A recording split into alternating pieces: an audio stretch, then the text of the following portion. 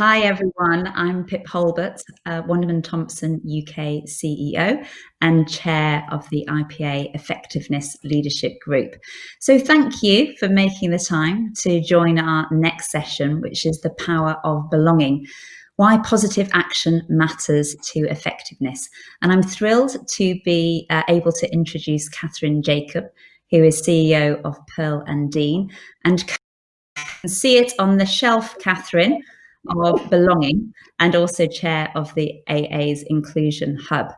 So we are hoping that we are also going to be joined by Haydn Corrodus, who is a co-founder from We Are Stripes. But I know that Haydn is currently running a little bit late. So we are hoping, keep fingers crossed that he's with us. But we are going to be here to discuss building a better workplace, not only for motivation and reputation, but also for innovation, finding that competitive edge and value creation. But before I do pass to Kathryn, who can start talking about the book, I just think an opportune moment to mention that the IPA team have been doing a lot of work to support inclusion and diversity. And for those of you who are not aware, the iList initiative launched last year with the aim of showcasing and celebrating role models who are truly promoting work within and championing in the industry of inclusivity across the advertising business. And that's at all levels, not just senior, all the way through. And this year, the iList program has been introduced and features Kathryn's co-author, Sue, a member of the IPA, Sue Unneman. So do please check out the IPA website for more details. So without further ado, I should pass to Kathryn. Maybe you want to start by telling us more about your book.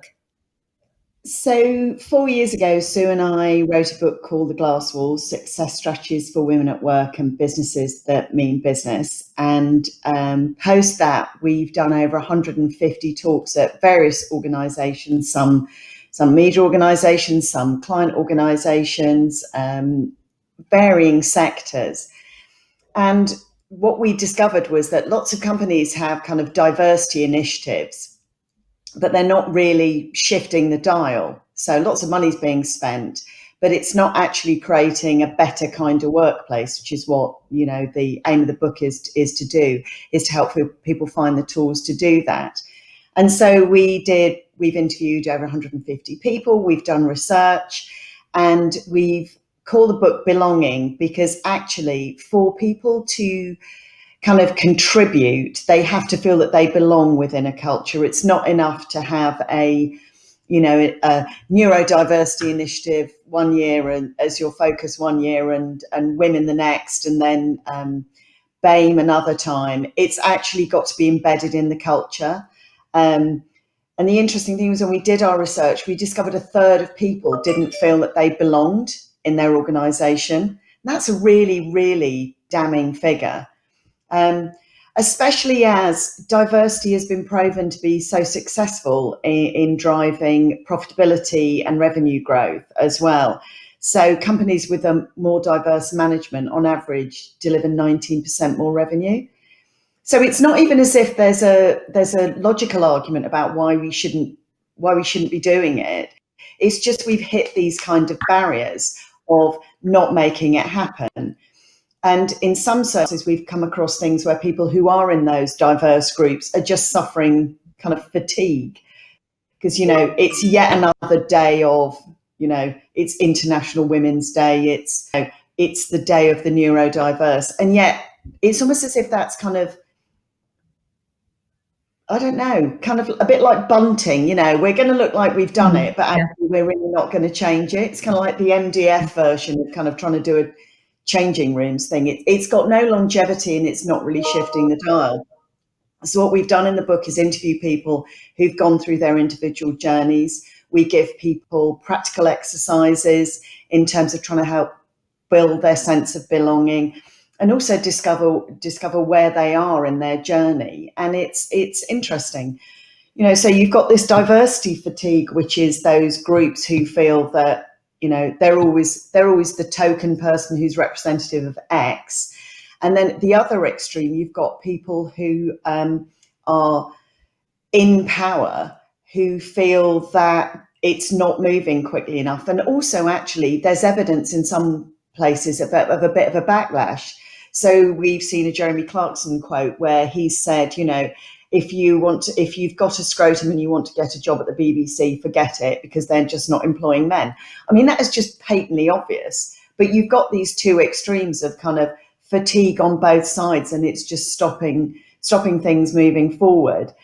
So what we're trying to do with the book is to build a better kind of workplace that's got human shaped values rather than it's just like a tick box, and to give businesses, both, you know, employees and management, a kind of very clear direction to move in. Because there is no doubt that, you know, in a world where people talk about personalization, how can we as creative businesses and communication businesses think that we're able to represent those groups if we don't have them within our ranks, if we don't have them informing the way that we communicate, and the way that we work? So I think there's a kind of thing for us as an advertising industry to say, are we open enough to diverse talent? Is it easy to get in? Are we, you know, retaining people? I mean, lots of people have said, oh yeah, well, we've got a pipeline of really diverse talent. But actually, if you look at some of the IPA information, it's still not making it through to the top. Yeah. It still looks pretty much the same as it did 20 years ago. You know? I mean, there's so much from what you've already said that I want to ask about. I mean, maybe, Kathryn, you could just talk a little bit more about, you know, embedding this into culture, because like you say, these initiatives are with the right intent, with good intent, but we just are not having longevity. So what would your advice be and approach to how do we truly embed this within our cultures? Well, I think you've got to create a sense where people feel that they do belong and that they've got the ability to talk about the issues that they see around them. And there's no shame in calling stuff out, in calling behaviour out, and that everybody sees themselves as an ally of promoting diversity within the workplace, all sorts of diversity in the workplace, and that we've got to try and create a sense about it's the work that you do rather than who you know or what you look like or what university you went to or what have you. And so it is that thing about empowering everybody and not just seeing it as either an HR issue or an issue just for management and that you're kind of helpless in, and everybody being open with each other and safe. I mean, you know, during the course of doing the book, you know, I interviewed someone and I talked about BAME, and this guy said to me, I'm Black and I want you to call me Black. And it is just that thing about just being open with each other and saying, I do find some of this awkward. Please help me. I want to behave appropriately, and tell me what makes you feel valued and safe and that I am your ally. And there's a lot about that. Hey, Haydn's here. Yeah, welcome to Haydn. I was just been asking Kathryn around, you know, how you go about embedding culture and I guess resetting that culture. But, you know, pleased to invite you into the conversation, Haydn. What's your perspective? I mean, changing culture with an organization, for me, it's definitely something, it's top down. It has to be something that's done from the leadership. If leadership don't buy into it and don't incorporate it in everything they do, then the rest of the organization won't follow. And although culture isn't about individual people, it comes from the way that a team is steered. And that's the biggest issue that we find when we go to organizations or we talk to agencies, is that when it's done by middle management, the culture shift doesn't really take place and doesn't have the effect that you really want to happen. But do you sometimes find, Haydn, that, you know, if it's just a bit of kind of, it's just an initiative, it's month of the whatever, that actually it doesn't embed, if it's not really believed by people running organizations? How have you addressed that in some of the stuff that you've done? One thing we have to be clear on: Black History Month is a month. It's not a month for people to say, okay, now we're going to be great at D&I. That's not what the month's here for. It's not here for to try, and it's not just because you've done an event in Black History Month doesn't mean you're now you've ticked your box for D&I for the year. So what we try to aim at, and when we try to look at it, again, it comes down to how we look at culture, how we're constantly championing people from a diverse background, how we're always, instead of all of the negativity that comes with working in and around D&I, we try to champion the positives. And that's been one of our biggest selling points, I think, the fact that we don't rely too heavily on the negative tropes that are out there around D&I, and we try to show the fact that if you're an organization, like in the McKinsey report, there was a McKinsey report back in 2015 that clearly showed you that organizations who had a diverse makeup performed better than organizations that didn't. So it's just about, even if you're looking at the bottom line, it's always about, for us, about how can we show you the positive aspects of changing your culture, the positive aspects of pushing a diverse organization. And when you really think about the world, especially with an advertising, when you think about the world that we live in, it's such a multicultural world. It's such the people that really connect, and the campaigns that really connect are always campaigns that showcase a world that is united. So it's hard to really build those kind of campaigns and build those kind of stories if there's only one point of view, if there's only one point of view, or if it's a traditional POV, which is stereotypically white middle class. It's hard to actually get across a different viewpoint and a different story if it's not mixed people in there. Yeah, I completely agree. And also in some of the research that the AA did, which I think I've mentioned to you before, they were saying that we were getting feedback from respondents about the fact that, we had an Indian woman who said she's always either portrayed as a pharmacist. Indian women are always portrayed as a pharmacist, or they're portrayed as, a woman in a sari, standing by an elephant in a tourism ad. They never are university lecturers or what have you. And it is that, we've got to challenge ourselves in advertising a bit more, to think more broadly about the role that people play. And it isn't just one set of behaviours for a certain type or look. And how have you found, how have you found kind of getting people to move away from those perceived stereotypes? I think that's interesting. I'm really interested to hear about what you've got to say.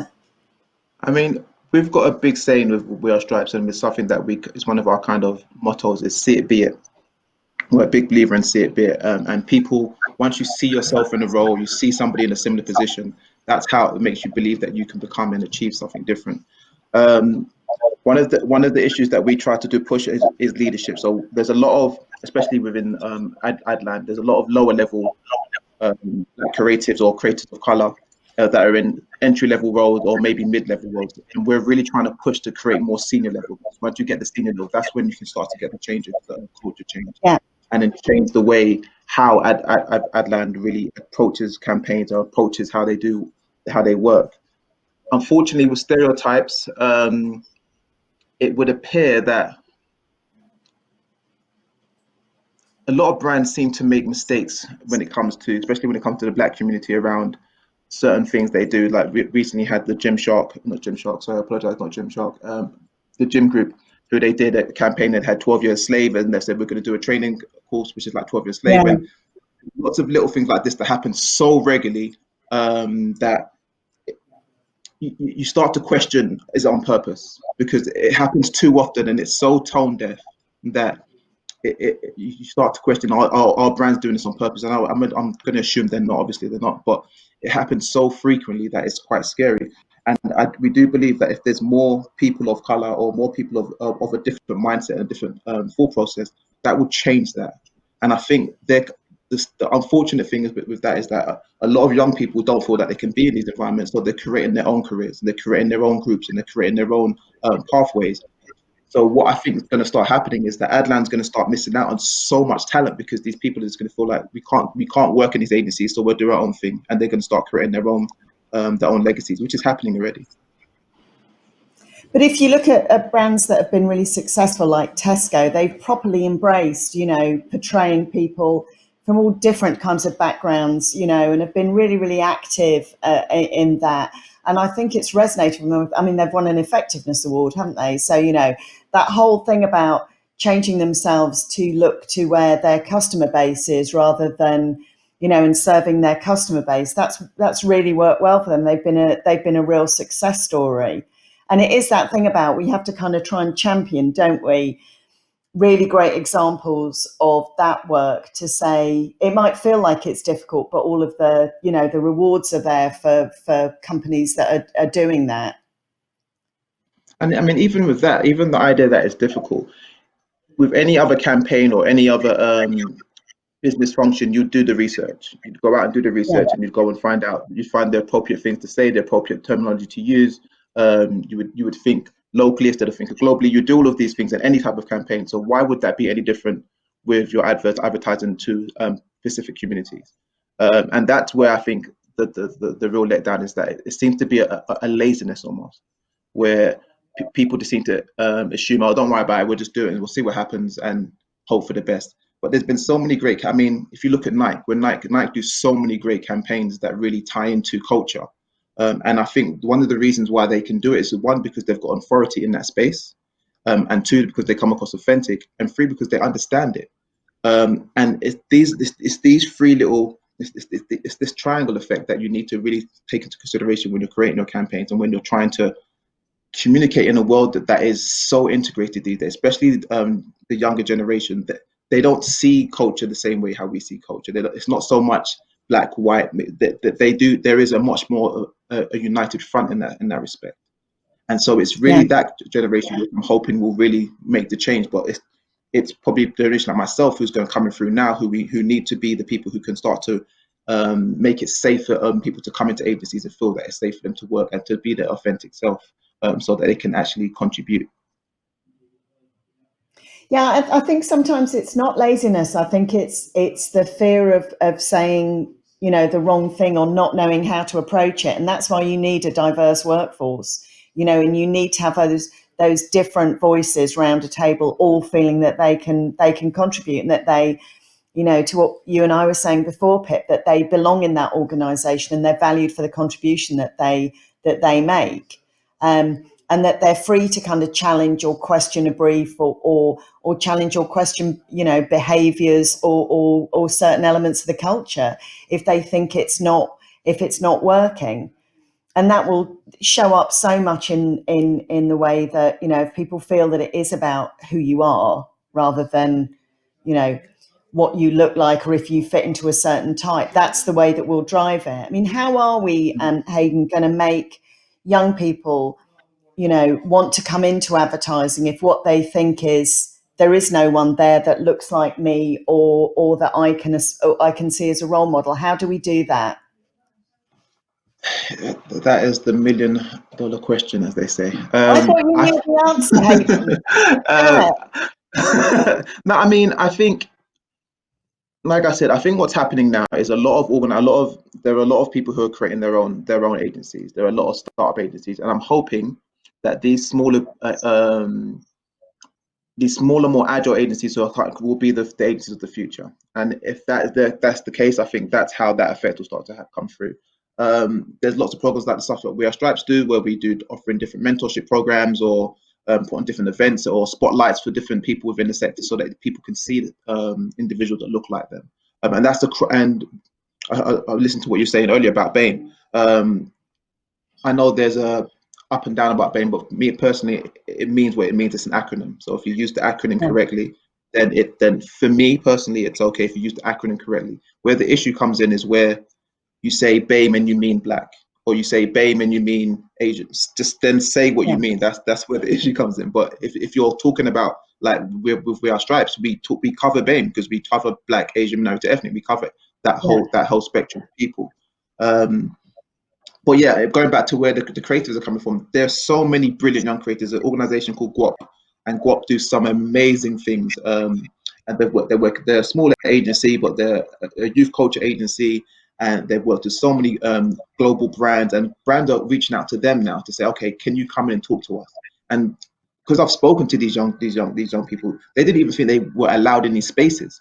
they're getting called by major agencies to come in and do talks on marketing. And they think, you want to speak to me? I didn't even know. If I sent you my CV, you wouldn't even look at me. And it's these kind of, it's changing that dynamic and changing the changing the pool of where agencies start to look for roles, changing the way they recruit, changing the hiring processes. It's these kind of little incremental changes that will start to get people in and hopefully widen agencies' nets. Yeah, we've got to get from a stage which isn't about just coming in and giving a talk because you've been discovered. It's you're within that organisation already. So you don't need to get someone to come in and do a talk, because actually you've got people there who are delivering campaigns which will serve, your clients really, really well and deliver back in terms of effectiveness as well, and make that work. I think would they have thought of applying though? Would those young people thought of applying or to bigger organisations, or do they just see it's just easier to start their own thing? I'm very conscious of the fact we've got 45 seconds to answer that.